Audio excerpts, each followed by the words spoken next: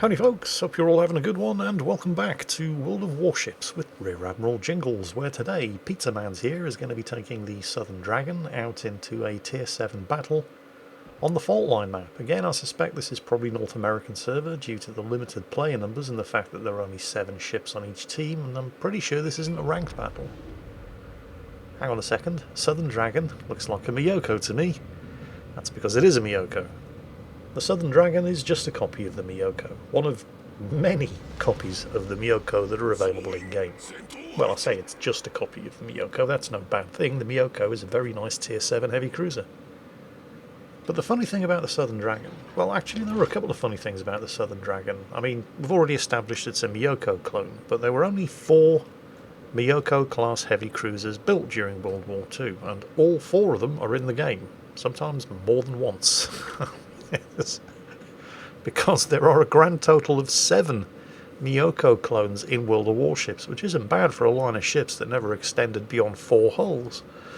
So you've got the Myoko, then you have the ARP version of the Myoko, as well as the ARP versions of the Myoko's sister ships, Ashigara, Haguro and Nachi, and then you have Myoko clones number 6 and 7, the Eastern Dragon, and this one, the Southern Dragon. And they're all exactly the same as the Myoko, except, in the case of the Southern Dragon and the Eastern Dragon, you get a Chinese Dragon captain with 10 skill points.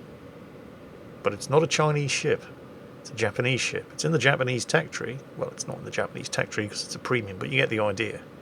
Japanese captains go on board it. Even though the World of Warships wiki insists it's a non-national ship, it doesn't belong to any one nation, it belongs to the Dragon Nation. Yeah, but Japanese commanders are the only ones that can go on board it. Well, that and the special Chinese Dragon captains that come with them. I believe they were 10-point captains. Hang on a minute, Chinese dragons? Well, there's a Pan-Asian tech tree. Why aren't they in there? Well, there is actually a fairly good reason for it, although it's still amusing, because these 2 ships, the Southern and Eastern Dragons, were originally Chinese server only, in honour of the Chinese New Year.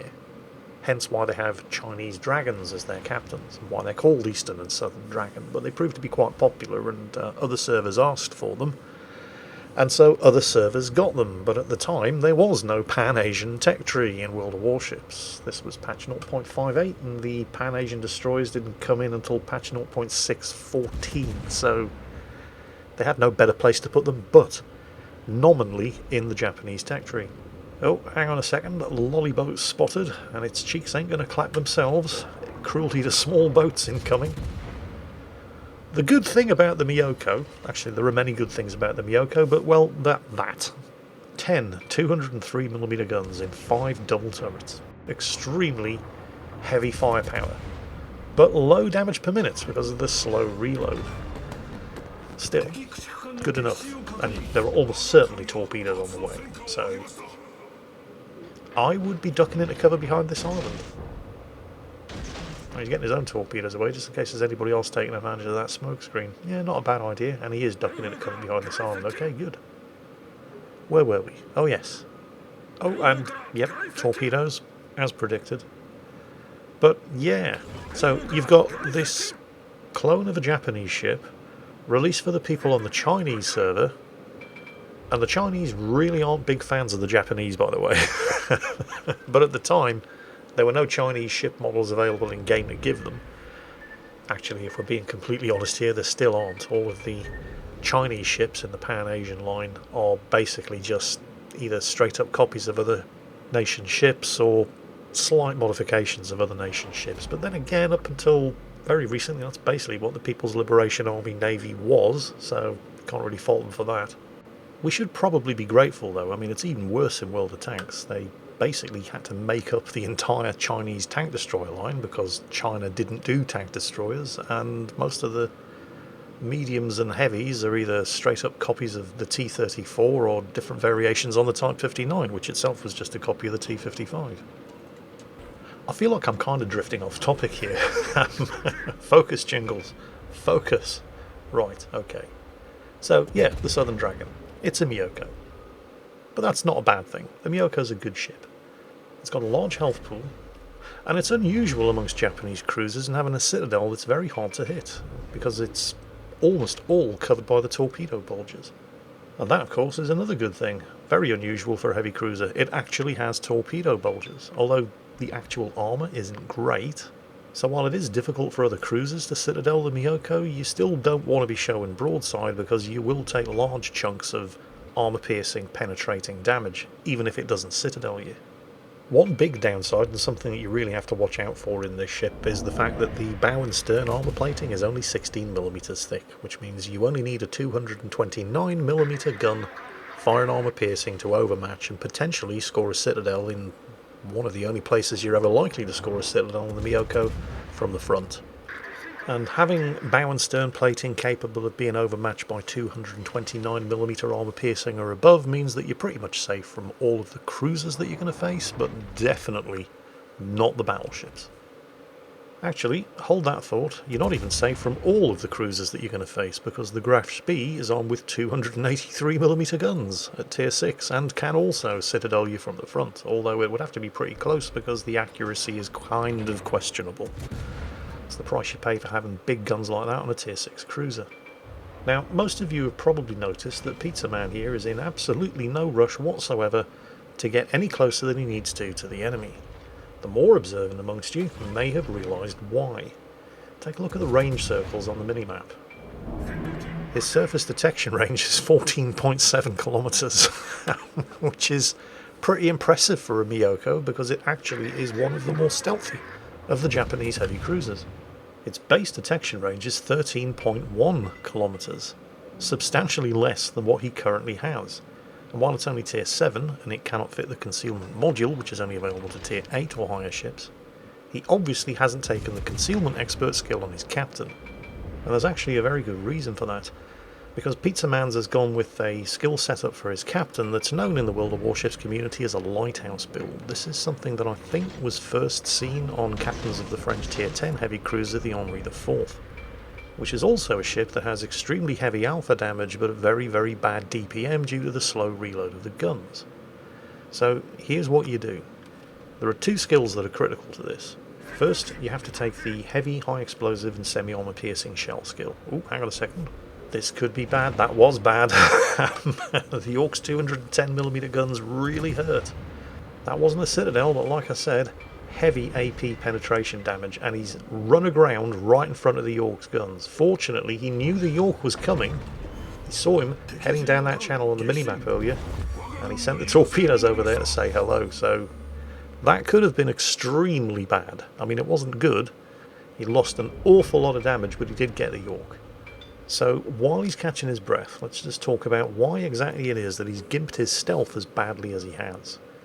So it's a Lighthouse build, and it relies on using two skills. The first is heavy high explosive and semi-armor piercing shells, which gives you 10% extra damage from those ammunition types. But also, if your gun caliber is 149mm or higher, and his definitely are, they're 203mm guns, then it also nerfs your stealth by 15%, and this is why on a ship with a base surface detectability of 13.1 kilometers, his surface detection range is actually 14.7.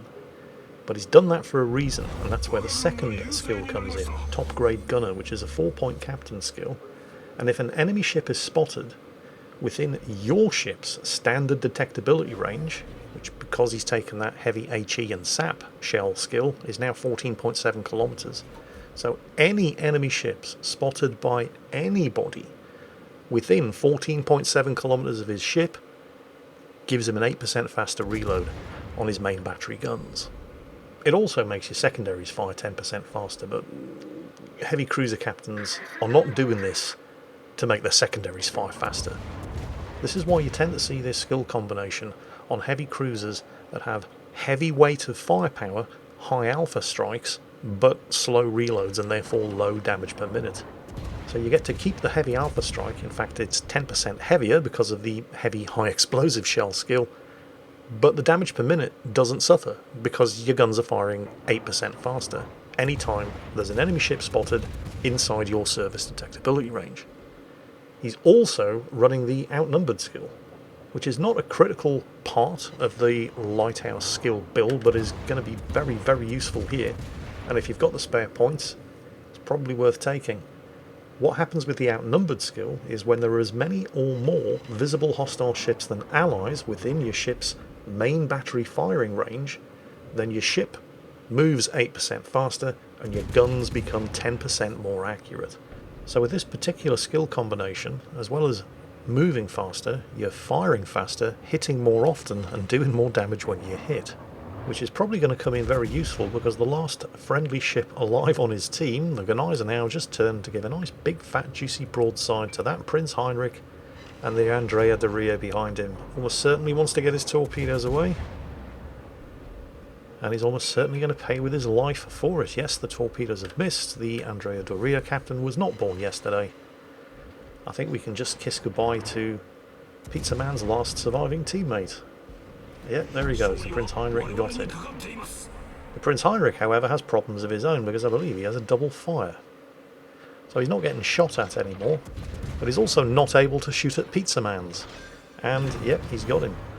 So, Pizza Man's versus the Andrea de Ria, and one enemy destroyer who is, yep, according to the minimap, he's flipping that central cap at Bravo. So, I mean, that's obviously not good because you don't want the enemy team to take your cap circles, but it's good because it means there's an island in the way and Pizza Man's doesn't have to worry about getting torpedoed anytime soon, although you can bet that that destroyer will be coming this way as soon as possible. In the meantime, he's trading shots with the Andrea de Ria over there, and the Andrea de Ria does not have very big guns by battleship standards. They're only 320mm, but they're still big enough to overmatch the bows, which was why he was angled in there at 45 degrees, to ensure that any shots that penetrate, and they will penetrate his 16mm bows, they'll completely overmatch them, will not citadel him from the front. The downside, of course, is thanks to the Myyoko's generally pretty bad armour, he's going to be eating large chunks of armour-piercing penetration damage, even if he's not actually getting citadeled. And now he's moving forward, and oh, hang on, isn't that going to make it more likely that the Italian battleship is going to smack him on the bows with its 320mm guns and citadel him from the front? Well, yeah, but somebody is flipping Charlie, and it's not that guy, not yet, which means the enemy destroyer is in the cap circle, which means there are torpedoes coming. So he needs to be presenting as narrow a target profile as possible in order to dodge any incoming torpedoes and move forward and spot that guy so he can kill him. And he's done both, and now it's just him against the Andrea de Ria.